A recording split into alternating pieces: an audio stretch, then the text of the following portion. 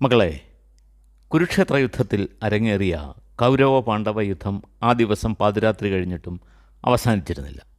സൂര്യൻ അസ്തമിച്ചു കഴിഞ്ഞാൽ യുദ്ധം നിർത്തിവെക്കണമെന്ന യുദ്ധത്തിൻ്റെ ധാരണയൊക്കെ എല്ലാവരും മറന്നു.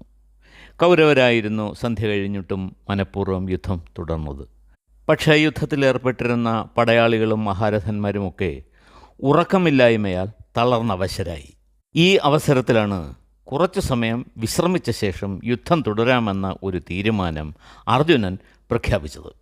ചന്ദ്രോദയത്തിന് ശേഷം യുദ്ധം തുടർന്നാൽ മതിയെന്നും അർജുനൻ അറിയിച്ചു. അങ്ങനെ ഇരുവിഭാഗക്കാരും യുദ്ധഭൂമിയിൽ തന്നെ വിശ്രമിച്ചു. ഒരു നാഴിക സമയം കഴിഞ്ഞപ്പോൾ ചന്ദ്രൻ ഉദിച്ചു. ഉറക്കക്ഷീണം ഉണ്ടായിരുന്നെങ്കിലും എല്ലാവരും യുദ്ധത്തിന് തയ്യാറായി. അപ്പോൾ ദുര്യോധനൻ വ്യൂഹത്തലവനായ ദ്രോണരെ സമീപിച്ച് അദ്ദേഹത്തെ കുറ്റപ്പെടുത്തുന്ന തരത്തിൽ സംസാരിച്ചു. ആചാര്യന് പ്രിയ ശിഷ്യരോടുള്ള വാത്സല്യം കാരണമാണ് അവസരങ്ങൾ പലത് കിട്ടിയിട്ടും പാണ്ഡവരെ വധിക്കാത്തത് എന്ന് ദുര്യോധനൻ പഴിചാരി. രാജാവെ, ഞെട്ടി ഉണരുന്നതുപോലെ ആചാര്യൻ തല ഉയർത്തി ദുര്യോധനെ നോക്കി. കോപത്താൽ ആ കണ്ണുകൾ ചുവന്നിരുന്നു.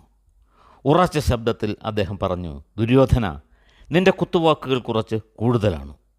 വൃദ്ധനായ ഞാൻ ഈ യുദ്ധം നിന്നെ ജയിപ്പിക്കുവാൻ വേണ്ടിയാണ് കഠിനമായി അധ്വാനിക്കുന്നത്. ഇനി ധർമ്മം കൂടി എനിക്ക് കൈവിടേണ്ടി വരുമെന്നാണ് തോന്നുന്നത്. ഈ ഭൂമിയിൽ ഒരു യോദ്ധാവിനും അറിയാത്ത ദിവ്യാസ്ത്ര പ്രയോഗങ്ങൾ എനിക്കറിയാം. അവയെല്ലാം പ്രയോഗിച്ച് ഇവരെയെല്ലാം വധിക്കുന്നതിനേക്കാൾ മഹാപാപം മറ്റെന്തുണ്ട്? നീ എന്നെക്കൊണ്ട് ചെയ്യിക്കാൻ ആഗ്രഹിക്കുന്നതെല്ലാം ഞാൻ ചെയ്യുന്നുണ്ട്. പക്ഷേ നിന്റെ ആഗ്രഹങ്ങൾക്കനുസരിച്ച് മാത്രം പ്രവർത്തിക്കുന്നത് എൻ്റെ ജോലിയല്ല. രാജപുത്ര, ഒരു വാക്ക് ഞാൻ തരാം. ഇനി പാഞ്ചാലരെ മുഴുവൻ വധിച്ചിട്ടല്ലാതെ ഞാൻ ആയുധം തഴവയ്ക്കുകയില്ല. പക്ഷേ നീ ഒന്ന് കരുതിക്കൂ, പാർത്ഥൻ തളർന്നുവെന്ന് കരുതുന്നുവെങ്കിൽ നീ മൂഢനാണ്. അവൻ്റെ സവിശേഷതകൾ ഞാൻ പറഞ്ഞു തരാം. ക്രുദ്ധനായി നിൽക്കുന്ന അവനെ തടയാൻ 3 ലോകത്തും ആരുമില്ല. ഖാണ്ഡവവനം ദഹിപ്പിക്കുമ്പോൾ സ്വന്തം പിതാവായ ഇന്ദ്രദേവനെ പോലും അവൻ എതിർത്തിട്ടുണ്ട്. ഇന്ദ്രദേവൻ ചൊരിഞ്ഞ പെരുമഴയെ അസ്ത്രപ്രയോഗത്താൽ പാർത്ഥൻ തടഞ്ഞു നിർത്തിയിട്ടുണ്ട്. നിങ്ങൾ നടത്തിയ വനഘോഷയാത്രകൾ ഓർമ്മയില്ലേ? ഗന്ധർവരാജാവായ ചിത്രസേനൻ നിങ്ങളെ തടവിൽ പിടിച്ചപ്പോൾ നിങ്ങളെ മോചിപ്പിച്ചത് ആരായിരുന്നു? ഇവനല്ലേ? നിവാതകവചന്മാരെ വധിച്ചു. ഹിരണ്യപുര നിവാസികളായ ദൈത്യന്മാരെ കീഴടക്കി. ഇവൻ ചെന്നിടത്തെല്ലാം വിജയം മാത്രമായിരുന്നു സംഭവിച്ചത്. അവനെ തോൽപ്പിക്കാൻ കൗരവർക്ക് കഴിയില്ല. നിങ്ങൾ എത്ര കണ്ട് ശ്രമിച്ചാലും കൗരവസേനയെ പാർത്ഥൻ ഛിന്നഭിന്നമാക്കും. ഇതിനെതിരായി എന്തെങ്കിലും സംഭവിക്കുമെന്ന് ദുര്യോധന നീ കരുതരുത്.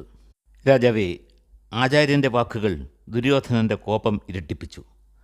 അയാൾ ആക്രോശിച്ച് പറഞ്ഞു, ആചാര്യ, ഇന്ന് കർണനും ദുശാസനനും ശകുനിമാതുലനും ചേർന്ന് പാണ്ഡവ സൈന്യത്തെ 2ആയി വിഭജിക്കും. അങ്ങനെ ഞങ്ങൾ പാർത്ഥനെ വധിച്ച് വിജയം കൈവരിക്കും. ഇത് കേട്ട് മഹാരാജാവേ, ദ്രോണാചാര്യർ ദീർഘമായ നിശ്വാസം ഉതിർത്തു. എന്നിട്ട് പറഞ്ഞു, ദൈവം തന്നെ സഹായിക്കേണ്ടി വരും. എങ്കിലും പോയി നോക്ക്. ദുര്യോധന, ഇന്ദ്രൻ മുതലായ ദേവന്മാർക്ക് പോലും പാർത്ഥൻ്റെ ഒരു രോമം ഇളക്കുവാൻ കഴിയില്ല. പിന്നല്ലേ മനുഷ്യരായ നിങ്ങൾ? പാർത്ഥനോട് യുദ്ധം ചെയ്ത് ജീവനോടെ ആരാണ് സ്വഭവനത്തിൽ തിരിച്ചെത്തിയിട്ടുള്ളത്? ഇത്തരം വിഡ്ഢിത്തങ്ങൾ പുലമ്പാതിരിക്കൂ. നിനക്ക് സ്വന്തം സഹോദരനെ പോലും വിശ്വാസമില്ല. സംശയമാണ് നിൻ്റെ രോഗം. നിൻ്റെ മനസ്സ് നിറയെ പാപചിന്തകളാണ്. നിന്നെ സഹായിക്കുന്നവരെ ഒക്കെ നിനക്ക് സംശയമാണ്. നീ ഒരു ക്ഷത്രിയൻ തന്നെയാണോ? ഞാൻ തടയുന്നില്ല. നീ പോകൂ, പാർത്ഥനെ വധിക്കൂ. നിനക്ക് വേണ്ടി യുദ്ധം ചെയ്യുന്ന ഈ നിരപരാധികളുടെ ജീവനെങ്കിലും രക്ഷപ്പെടട്ടെ. ശകുനിയെ കൂടെ കൂട്ടുന്നത് കൊള്ളാം. ഇത് കള്ളച്ചൂത് കളിയല്ലെന്ന് അയാളെ ഓർമ്മിപ്പിച്ചേക്കണം. ഇടോ, നീ പലപ്പോഴും അന്ധനായ നിൻ്റെ പിതാവിനോട് പറയാറുണ്ടല്ലോ, നീയും കർണനും ദുശാസനനും ചേർന്ന് പാണ്ഡവരെ മുഴുവൻ വധിക്കുമെന്ന്. നിൻ്റെ ഈ പൊങ്ങച്ച വാക്കുകൾ പുത്രസ്നേഹിയെ ധൃതരാഷ്ട്രർ വിശ്വസിച്ചിരിക്കുകയാണ്. പൊങ്ങച്ചമായി പറഞ്ഞതാണെങ്കിലും നീ നിൻ്റെ സഹായികളെ കൂട്ടിക്കൊണ്ടുപോയി ആ പാവം പിതാവിന് കൊടുത്ത വാക്കെങ്കിലും നിറവേറ്റാൻ പറ്റുമോ എന്ന് നോക്ക്. ദാ അക്ഷോഭ്യനായി അർജുനനോടെ നിൽക്കുന്നുണ്ട്. അയാളോട് പോരാടി വിജയിക്കുന്നതിനേക്കാൾ യശസ്സുണ്ടാകും പൊരുതി മരിച്ചാൽ. ചെല്ല്, പോയി നോക്ക്. രാജാവേ, ദ്രോണർ ശത്രുസൈന്യത്തിന് നേരെ തിരിഞ്ഞ് യുദ്ധം തുടർന്നു. മഹാരാജാവേ, അർജുനൻ്റെ നിർദ്ദേശം ഫലം കണ്ടു തുടങ്ങി. അല്പസമയത്തെ വിശ്രമം ലഭിച്ചപ്പോൾ എല്ലാവരും ഊർജ്ജസ്വലരായി യുദ്ധത്തിൽ അവർ പ്രത്യേകം സാഹസികത പ്രകടിപ്പിച്ചു. എന്നാൽ അപ്പോഴേക്കും ഉദയപർവ്വതത്തിന് മുകളിൽ ചെമ്പട്ട് പോലെ അരുണൻ്റെ രശ്മികൾ പ്രത്യക്ഷപ്പെട്ടു തുടങ്ങി. എല്ലാവരും യുദ്ധം നിർത്തിവെച്ച് സന്ധ്യാവന്ദനം നടത്തി. സന്ധ്യാവന്ദനത്തിന് ശേഷം എല്ലാവരും യുദ്ധഭൂമിയിലേക്ക് മടങ്ങിയെത്തി. ദ്രോണാചാര്യർ കൗരവപ്പടയെ രണ്ടായി പകുത്തു. എന്നിട്ട് ദുര്യോധനനോടൊപ്പം പാണ്ഡവരെയും പാഞ്ചാലരെയും സോമകന്മാരെയും ആക്രമിക്കുവാൻ തുടങ്ങി.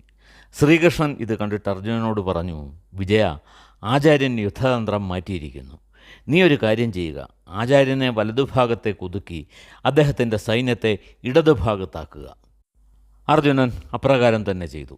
അപ്പോൾ ശ്രീകൃഷ്ണൻ്റെ പദ്ധതി മനസ്സിലാക്കിയ ഭീമൻ പറഞ്ഞു, അനുജ, നിന്റെ പരാക്രമം പ്രകടിപ്പിക്കാൻ കിട്ടിയ അവസരമാണ്, പാഴാക്കരുത്. നീ ആ കൗരവ സൈന്യത്തെ സംഹരിക്കുക. രാജാവേ, കർണനെയും ദ്രോണരെയും പിന്നിലാക്കി പാർത്ഥൻ യുദ്ധമുഖത്ത് നിന്നുകൊണ്ട് ശത്രുസംഹാരം ആരംഭിച്ചു. അയാളെ തടയാൻ ആർക്കും കഴിഞ്ഞില്ല. പെട്ടെന്ന് തന്നെ കർണൻ, ശകുനി, ദുര്യോധനൻ എന്നിവർ ചേർന്ന് പാർത്ഥന് നേരെ ശരവർഷം ആരംഭിച്ചു. പാർത്ഥൻ നിഷ്പ്രയാസം അവരുടെ ശരങ്ങളെ തകർത്തു മുന്നേറി. ഓരോരുത്തരുടെയും നേർക്ക് 10 ശരങ്ങൾ വീതം അയാൾ തൊടുത്തുവിട്ടു. യുദ്ധഭൂമിയിൽ നിന്ന് ഉയർന്ന ധൂമപാളികൾ ഇരുട്ടിന് കട്ടികൂട്ടി. ആർക്കും പരസ്പരം തിരിച്ചറിയാൻ പറ്റാത്ത ഒരവസ്ഥ അവിടെ സംജാതമായി. ധൃതരാഷ്ട്രർ ചോദിച്ചു, സഞ്ജയ, ദ്രോണർ എവിടെയാണ്?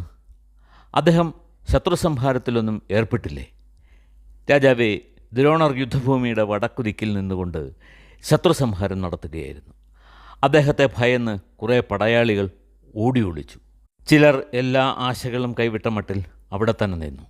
എന്നാൽ അവിടെ തന്നെ ഉറച്ചു നിന്ന ചിലരുണ്ടായിരുന്നു. അത്തരക്കാരിൽ നിന്നും പാഞ്ചാലരെ തിരഞ്ഞുപിടിച്ച് ആചാര്യൻ വധിക്കുവാൻ തുടങ്ങി. അപ്പോൾ വിരാടനും ദ്രുപദനും ചേർന്ന് ദ്രോണരെ എതിർത്തു. ആചാര്യൻ 3 വീതം ശരങ്ങൾ കൊണ്ട് ദ്രുപദൻ്റെ 3 കൊച്ചുമക്കളെയും വധിച്ചു. തുടർന്ന് ദ്രോണർ കേകയം, സൃഞ്ജയം, മാത്സ്യം തുടങ്ങിയ രാജ്യക്കാരെ ആക്രമിക്കുവാൻ തുടങ്ങി. പാഞ്ചാലനും വിരാടനും ചേർന്ന് വീണ്ടും ദ്രോണരോട് യുദ്ധം ചെയ്തു. അവർ പ്രയോഗിച്ച ഓരോ ആയുധങ്ങളെയും അദ്ദേഹം നിഷ്പ്രഭമാക്കി. പിന്നീട് 2 കുന്തങ്ങൾ ഉപയോഗിച്ച് ദ്രുപദനെയും മാത്സ്യരാജാവ് വിരാടനെയും ദ്രോണർ കാലപുരിക്ക് അയച്ചു. ദ്രോണർ ദ്രുപദനെ വധിച്ചതറിഞ്ഞ് അദ്ദേഹത്തിൻ്റെ പുത്രനായ ദൃഷ്ടദ്യുമ്നൻ വിളിച്ചു പറഞ്ഞു, ഇന്ന് ദ്രോണരെ കൈവിട്ടിട്ട് ഞാൻ യുദ്ധഭൂമിയിൽ നിന്നും മടങ്ങുകയില്ല. അങ്ങനെ സംഭവിച്ചാൽ എൻ്റെ പുണ്യങ്ങളെല്ലാം എന്നെ വിട്ടുപോകട്ടെ. ഇങ്ങനെ പ്രഖ്യാപിച്ചിട്ട് പാണ്ഡവരുടെ സേനാനായകനായ ദൃഷ്ടദ്യുമ്നൻ ഉച്ചത്തിൽ അലറി, സാരഥി ദ്രോണർ! രാജാവെ, ഇപ്രകാരം പ്രഖ്യാപിച്ചിട്ട് ദൃഷ്ടദ്യുമ്നൻ തൻ്റെ ഒപ്പമുള്ള സൈനികരെയും കൂട്ടി ദ്രോണരെ ആക്രമിക്കാൻ പുറപ്പെട്ടു. പാണ്ഡവരും പാഞ്ചാലദേശക്കാരും ദൃഷ്ടദ്യുമ്നനെ സഹായിക്കാൻ എത്തി. ദുര്യോധനൻ, കർണൻ, ശകുനി തുടങ്ങിയവർ സൈന്യത്തോടൊപ്പം ദ്രോണരെ സംരക്ഷിക്കുവാൻ നിലയുറപ്പിച്ചു. പാണ്ഡവരെ സഹായിക്കാൻ എത്തിയ ആർക്കും ദ്രോണരെ ഒന്ന് തൊടുവാൻ പോലും കഴിഞ്ഞില്ല. രാജാവേ, കൗരവ സൈന്യത്തെ കൂട്ടമായി വധിച്ചുകൊണ്ട് ഭീമസേനൻ ദ്രോണരുടെ സൈന്യത്തിനുള്ളിൽ കടന്നുകയറി. ഒട്ടും അവസരം പാഴാക്കാതെ ദൃഷ്ടദ്യുമ്നനും ഭീമൻ്റെ ഒപ്പം എത്തി. അയാളും ആക്രമണം ആരംഭിച്ചു. യുദ്ധം അതിരൂക്ഷമായി. കൗരവ സൈന്യം പിന്തിരിഞ്ഞോടി. അവരെല്ലാം ശരങ്ങളേറ്റ് മരിച്ചു വീണുകൊണ്ടിരുന്നു. ആ യുദ്ധം തുടർന്നുകൊണ്ടിരിക്കുമ്പോൾ കിഴക്കൻ ചക്രവാളത്തിൽ സൂര്യൻ ഉദിച്ചുയർന്നു. എന്നിട്ടും യുദ്ധം അവസാനിച്ചില്ല. രാജാവെ, സൂര്യൻ്റെ വെളിച്ചം പരന്നപ്പോൾ യുദ്ധഭൂമിയിൽ ചത്തുവീണ ആനകളുടെയും കുതിരകളുടെയും ശവങ്ങളിൽ നിന്നും ഒഴുകിയ രക്തം ചാലുകളായി പലയിടങ്ങളിൽ തളം കെട്ടി നിന്നു. അപ്പോഴും അർജുനനും ദ്രോണരും ഇരുപക്ഷത്തും ശക്തരായി നിലകൊണ്ടു. യുദ്ധഭൂമിയിൽ ഉയർന്നു പൊങ്ങിയ പൊടിപടലങ്ങളാൽ അപ്പോഴും രാത്രി തന്നെയാണെന്ന് ധരിച്ച മട്ടിൽ ആയിരുന്നു ഇരുപക്ഷക്കാരും യുദ്ധം തുടർന്നത്. അർജുനൻ ദ്രോണരോടും ഭീമൻ കർണനോടും ദുര്യോധനൻ നകുലനോടും ദുശാസനൻ സഹദേവനോടും യുദ്ധം ചെയ്തു.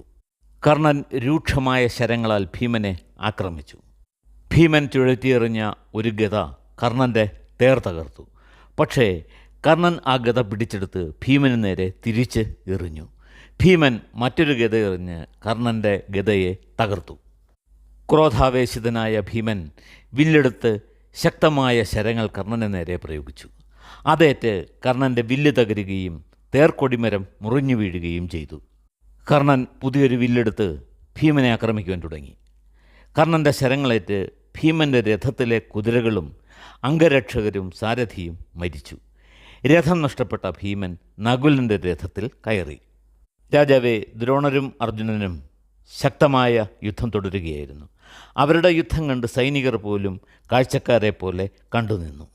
അർജുനന് നേരെ ആചാര്യൻ പ്രയോഗിച്ച അസ്ത്രങ്ങൾക്കെല്ലാം തുല്യമായ പ്രത്യസ്ത്രങ്ങൾ കൊണ്ട് പാർത്ഥൻ ഉത്തരം നൽകി.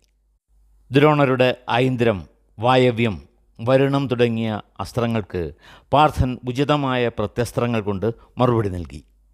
ആചാര്യൻ തൻ്റെ ശിഷ്യൻ്റെ സാമർഥ്യത്തെ മനസ്സാലെ പ്രശംസിച്ചു. അവരുടെ യുദ്ധസാമർഥ്യത്തെ വാനവർ പോലും പൂവുകൾ വർഷിച്ച് ആദരിച്ചു. രാജാവേ, ഈ അവസരത്തിൽ ദ്രോണർ ബ്രഹ്മാസ്ത്രം പ്രയോഗിച്ചു. അതിൻ്റെ ശക്തിയാൽ ഭൂമി വിറപൂണ്ടു. കൊടുങ്കാറ്റ് വീശി. തെളിഞ്ഞ ആകാശം ഇരുണ്ടുമൂടി.